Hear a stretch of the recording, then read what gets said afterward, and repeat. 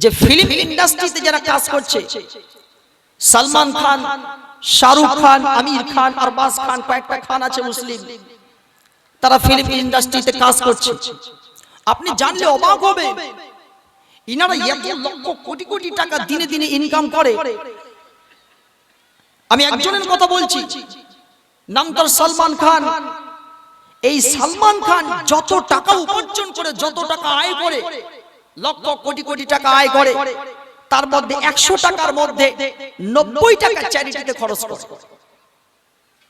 100 টাকা যদি ইনকাম হয়, 10 টাকা নিজের পকেটে ভরে আর 90 টাকা চ্যারিটি, অর্থাৎ দুঃখ দারিদ্র অসহায় মানুষদের পিছনে খরচ করে।